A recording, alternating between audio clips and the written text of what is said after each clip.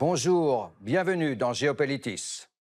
Donald Trump va-t-il déclarer la guerre à la Corée du Nord? Pourrait-il le faire contre la volonté du général Mattis, le secrétaire d'État à la Défense des États-Unis, et contre l'avis de la plupart des experts de la chose militaire?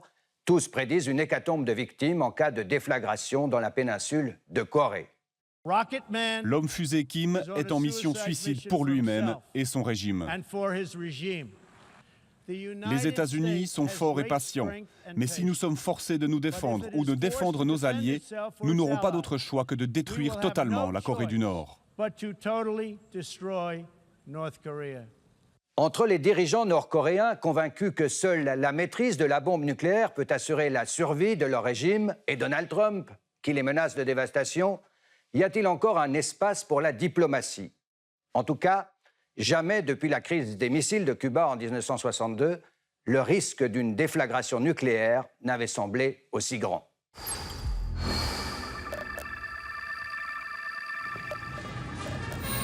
Le 20 janvier, c'est un président hors norme qui s'installe à la Maison-Blanche. Donald John Trump. On lui a bien sûr expliqué la complexité de l'arsenal nucléaire américain, dont il détient désormais les codes de mise à feu.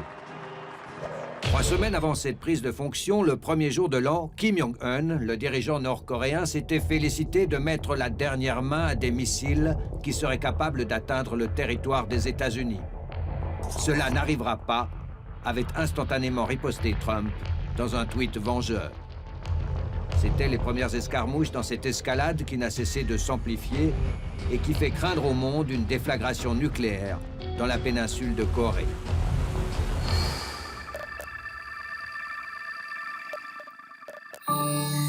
Depuis 2 ans, le régime nord-coréen accélère de façon spectaculaire la mise au point de son arsenal. Le 3 septembre, il a testé une bombe d'une puissance estimée à 120 kilotonnes, soit 8 fois la bombe lâchée en août 1945 sur Hiroshima. Ce 6e essai semble être le premier d'une bombe H thermonucléaire.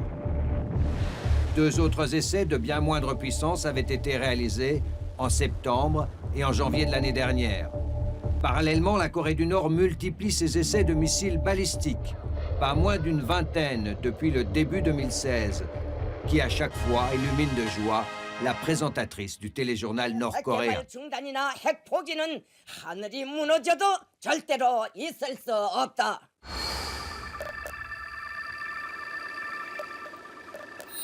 Les services d'intelligence américains estiment que la Corée, pour l'heure, n'est pas en mesure de frapper l'Amérique directement, mais que c'est une question de temps.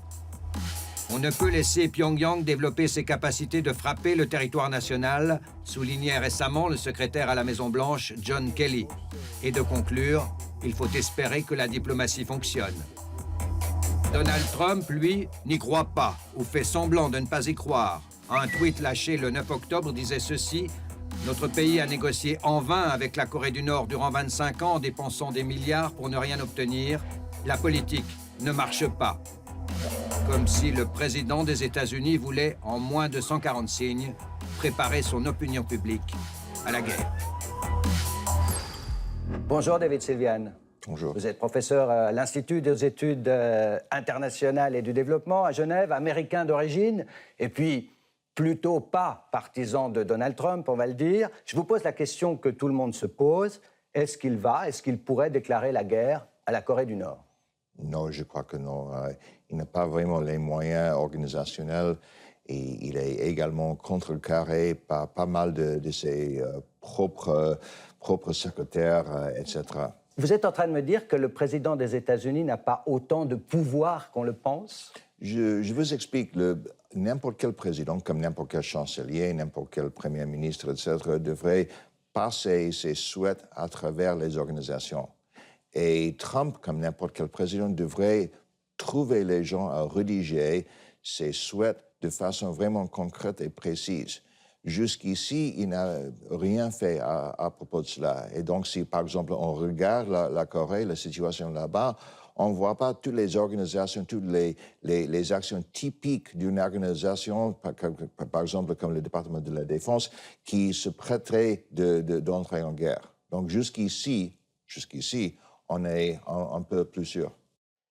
Mais on a d'un côté Trump qui tweet et qui fait des discours, menace de détruire la Corée, puis d'un autre côté, son entourage proche qui démine le terrain en quelque sorte. C'est une situation schizophrénique. Absolument.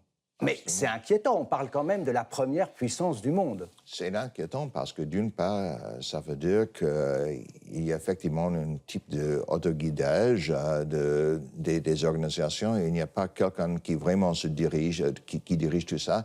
Et deuxièmement, c'est inquiétant parce qu'on ne peut jamais exclure les accidents, les hasards, quelque chose qui est complètement imprévisible, comme par exemple dans 1914, l'assassinat de l'archiduc.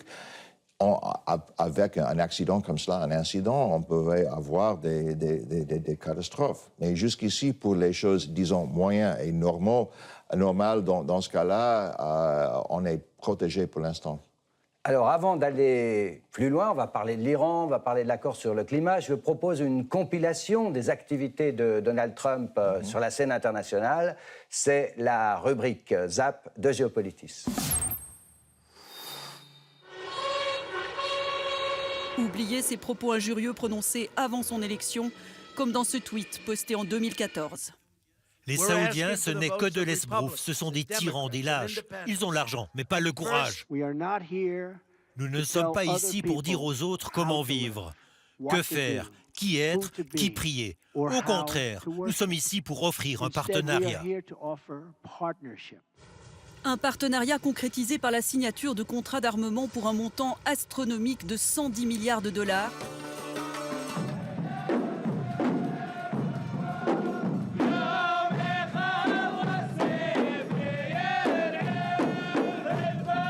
L'OTAN, mais aussi la Chine, la Syrie. Donald Trump est-il contraint à la réelle politique malgré tout? Sous Donald Trump, l'égoïsme en fait ressort. C'est une superpuissance égoïste et qui va renégocier, qui demande d'ailleurs à travers la planète de renégocier un certain nombre d'accords.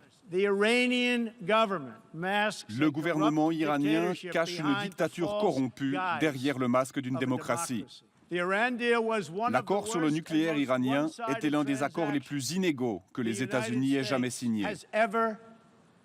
Donald Trump qui décide donc que les États-Unis quittent les accords de Paris, un travail colossal effectué une vingtaine d'années de négociations, un accord signé par 195 pays et ce soir, un des deux principaux pollueurs du monde qui dit « nous nous en allons ».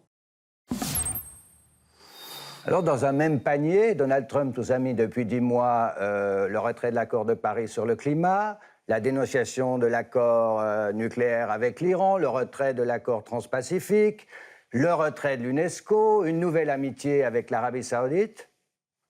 Est-ce que vous voyez dans tout cela une cohérence? Non, pas vraiment. Sa seule idée, effectivement, c'est de faire tout ce qui était connecté dans son esprit avec Obama. Il veut démolir l'héritage d'Obama. Il veut défaire. Il voudrait le faire surtout sur le plan symbolique.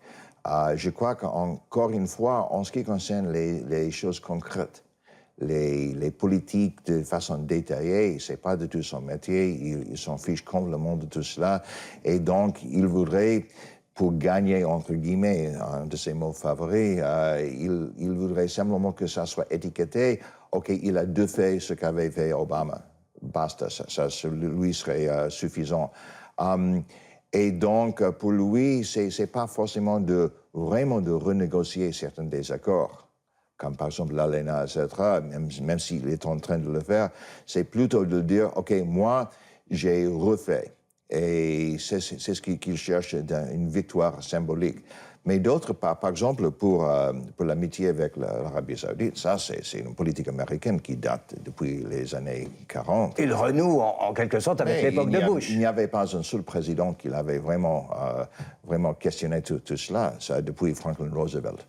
Donc, il faut vraiment distinguer des choses. Et également, par exemple, si on prend le cas de l'OTAN, etc., il dit des choses vraiment dures.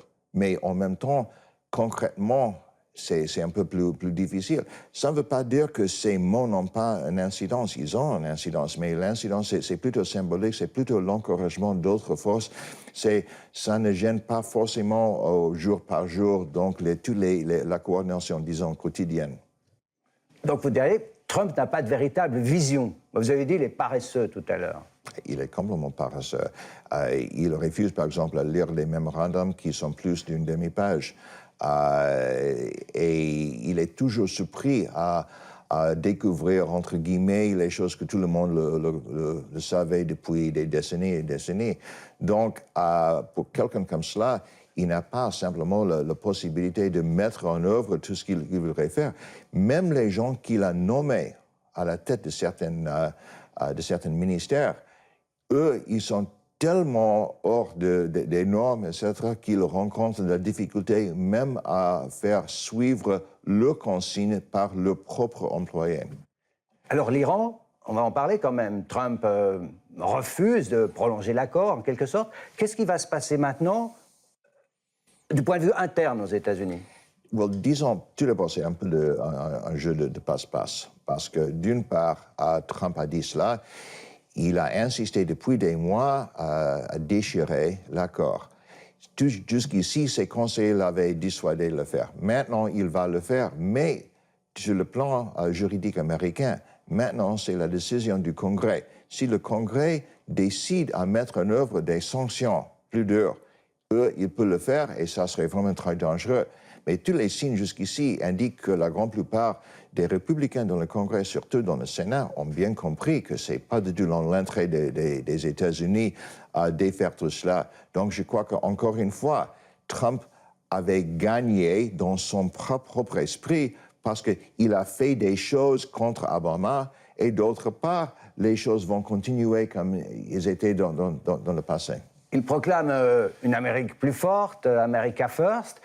Est-ce qu'en réalité, il n'est pas en train d'isoler les États-Unis sur la scène internationale? Bien sûr, il isole les États-Unis et c'est tout le travail de la grande plupart de ses collaborateurs et par ailleurs la grande plupart des sénateurs dans le Sénat américain effectivement a voyagé énormément, parlé énormément avec tous les alliés américains, tous les partenaires des États-Unis pour les rassurer que restez calmes.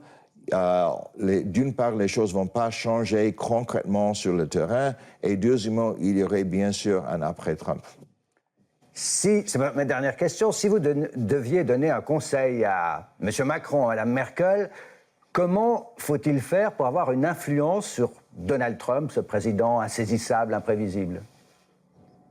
Je dirais chercher quelque chose en forme écrite. Ça veut dire? Ça veut dire il ne faut pas fier à les paroles seulement dans les textes qui sont effectivement possibles d'être publiés, d'être utilisés par tout le monde. Parce qu'autrement, Trump, tout le record de Trump indique qu'il dit quelque chose et le lendemain, même quelques heures plus tard, il peut dire exactement le contraire. Donc je crois que ni Merkel ni Macron devraient se tromper, si vous voulez, par les choses que dit Trump dans ses conversations, mais seulement sur les choses qu'il a signées, sur ce papier. Merci, David Sylvan. C'était un plaisir de vous recevoir sur le plateau de Géopolitis. Merci à vous. Et pour prolonger cette émission, pour essayer de mieux comprendre l'engagement de Donald Trump en politique étrangère, l'interview de James Lindsay du Conseil de Relations internationales à Washington, dans le magazine Tout un monde de la RTS, c'était le 14 septembre. Notre invité David Sylvian a publié un livre de référence, US Foreign Policy in Perspective, Clients, Enemies and Empire, ou comment les États-Unis ont forgé leur empire depuis un siècle, aux éditions Routledge à Londres en 2009. Enfin, au sujet de l'accord sur le nucléaire iranien que Donald Trump voudrait laisser tomber, vous pouvez podcaster le magazine Un jour dans le monde sur France Inter. C'était le mercredi 11 octobre. Voilà. Restons optimistes. Malgré tout, rendez-vous la semaine prochaine. Nous vous parlerons de la Chine telle qu'elle se représente le monde. Merci de votre fidélité. À bientôt.